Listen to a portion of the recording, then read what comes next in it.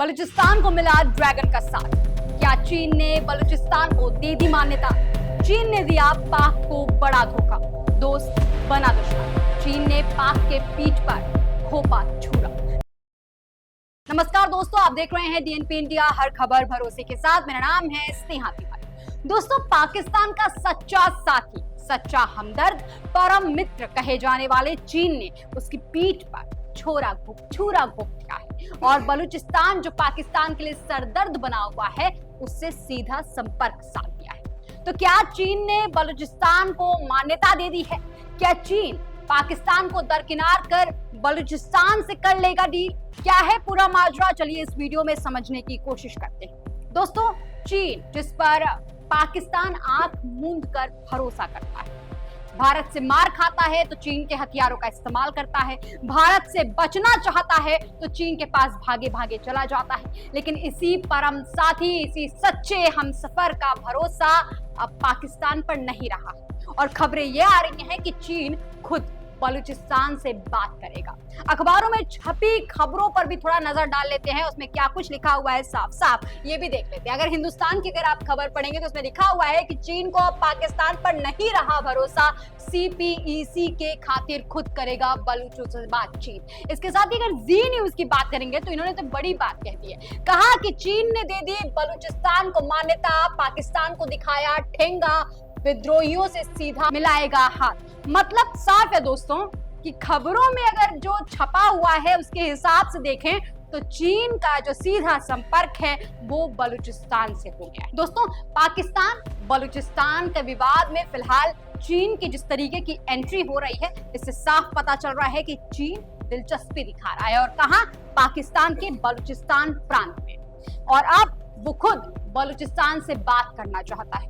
लंबे समय से बलूचिस्तान के हमलों से पाकिस्तान और चीन दोनों ही देश परेशान।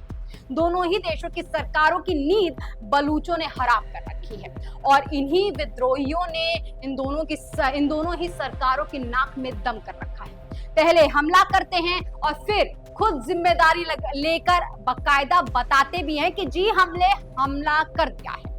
और इनका निशाना अधिकतर कौन होता है? पाकिस्तानी सैनिक होते हैं। अपनी आवाजों को बुलंद किया करते हैं, लेकिन जब कोई नहीं सुनता तो हमला कर फिर बताते हैं और फिर भी अगर कोई नहीं मानता है तो ये ट्रेन को ही हाईजैक कर लेते हैं। बलूचों का मानना है कि उनके साथ धोखा हो रहा है, उनके संसाधनों का इस्तेमाल तो किया जा रहा है लेकिन उनके लोगों का विकास नहीं हो पा रहा है, उन्हें विकास से दूर ढकेला जा रहा है और बलूच में अलग अलग प्रोजेक्ट्स के जरिए उन्हें छला भी जा रहा है। इसीलिए वो पाकिस्तान से अपनी आजादी चाहते हैं। लंबे समय से बलूचिस्तान अपनी आजादी को लेकर संघर्ष कर रहा है और हाल ही के दिनों में बलूच नेताओं द्वारा तो बलूचिस्तान के आजादी का भी ऐलान कर दिया गया।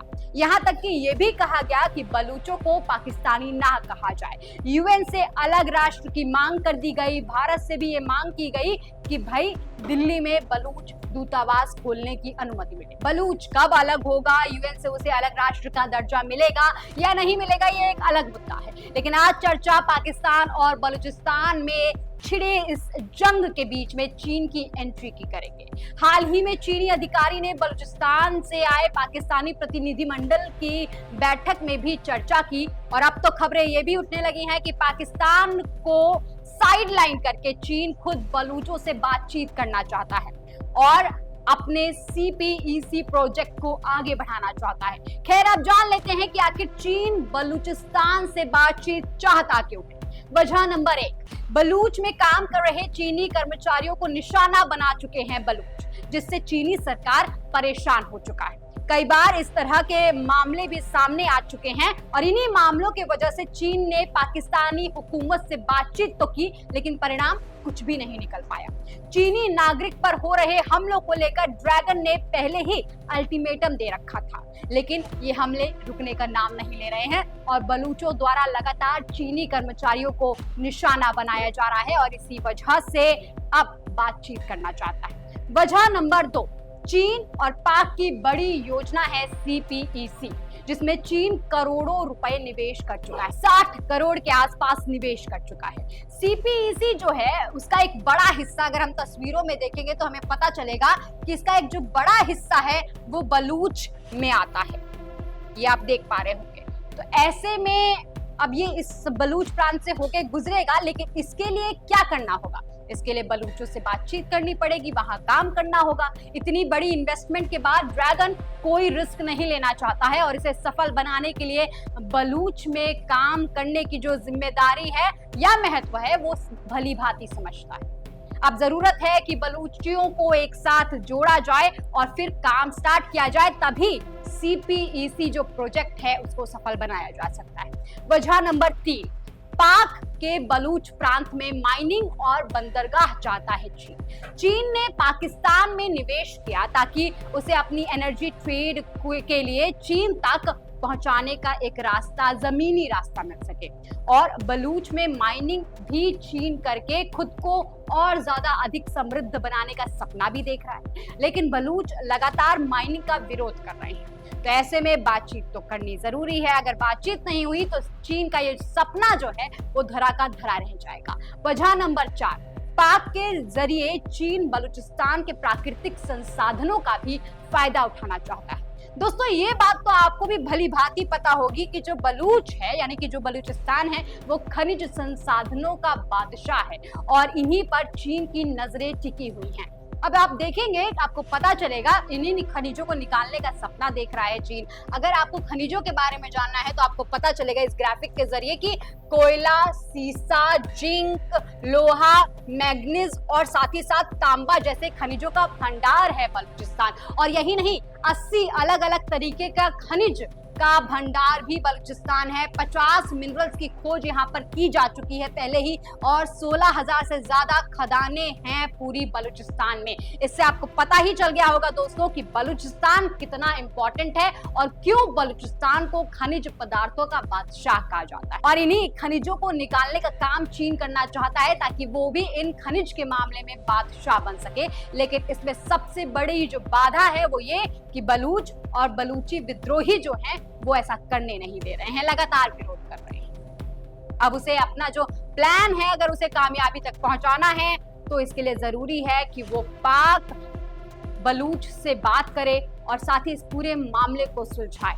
लेकिन ऐसा हो नहीं पा रहा है। बार बार अल्टीमेटम देने के बावजूद, बार बार बातचीत करने के बावजूद भी ये बलूच पाकिस्तानी सेना की बात नहीं मानते हैं, हमेशा उनका विद्रोह करते हैं। तो अब चीन के पास एकमात्र रास्ता यही है कि वो बलूचों से बातचीत करे और सीधे अपना जो रास्ता है वो डायरेक्ट साफ करे, क्योंकि चीन ये समझ चुका है कि बलूचिस्तान का जो असली मालिक है, जो असली संरक्षक है वो बलूच ही है, ये यहाँ के विद्रोही ही है।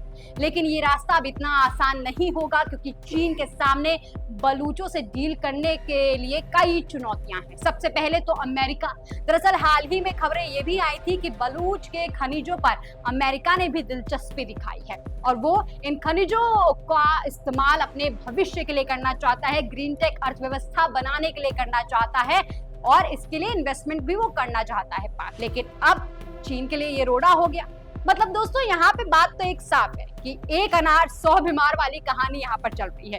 एक बलूचिस्तान जिसके खनिजों पर कब्जा पाकिस्तान भी चाहता है, जिस पर अमेरिका भी चाहता है और इसी पर चीन की नजरें भी गड़ी हुई हैं। दोस्तों इन्हीं खनिजों को अपना बनाकर पाकिस्तान जो है वो दुनिया के सामने ये दिखाना चाहता है कि हम निवेश का केंद्र बन सकते हैं, हम सुनहरा मौका बन सकते हैं और इन्हीं निवेश का इस्तेमाल करके वो खुद की हालत को और ज्यादा सुधारने की कोशिश करता है, क्योंकि उसका मानना है कि वो विश्व में इस बलूचिस्तान को एक सुनहरे निवेश की जगह बना सकता है। और दूसरा चैलेंज जो चीन के सामने है वो ये कि बलूचों में फिलहाल गहरा अविश्वास है।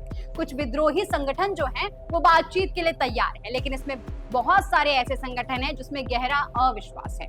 ऐसे में अगर चीन बलूच संगठनों से कोई बातचीत करना भी चाहे तो उसे औपचारिक बातचीत करने से पहले ही संगठनों से अलग अलग बातचीत करनी पड़ेगी और इन्हें एक टेबल पर बिठाना होगा। लेकिन माना यह जा रहा है कि 2019 में दुबई में जो गुप्त बातचीत हुई थी, जिसके बाद से ये अविश्वास जो है वो और भी ज्यादा गहरा हो गया है। उस समय भी बलूचों के सामने चीन ने अपना प्रस्ताव रखा होगा, लेकिन बलूचों ने उन मांग के सामने अपनी मांग रखी, जैसे कि पाकिस्तानी सेना की कार्यवाही में रोक, दूसरी बात कमाई में बड़ा हिस्सा और साथ ही स्वतंत्रता, ऐसी मांगे रखी गई। ऐसे में चीन का ये जो रास्ता है वो कितना आसान होगा, कितना मुश्किल होगा, ये आपको पता चल गया होगा। अगर पता चल गया होगा तो कमेंट सेक्शन में लिखकर अपना जवाब हमें जरूर दीजिएगा। हालांकि कई खबरें तो ये भी दावा कर रही है कि चीन बीच में आकर पाकिस्तान और बलूचिस्तान के संबंधों को भी सुधारना चाहता है। क्या ये संबंध सुधर पाएंगे या बलूचिस्तान से डायरेक्ट डील करके चीन अपना फायदा खोजना चाहता है? ऐसे तमाम अटकलें फिलहाल सोशल मीडिया पर फैल रही हैं। आपको क्या कुछ लगता है कमेंट सेक्शन में लिखकर जरूर बताइएगा। और ऐसी तमाम खबरों के लिए देखते रहिए DNP इंडिया, हर खबर भरोसे के साथ।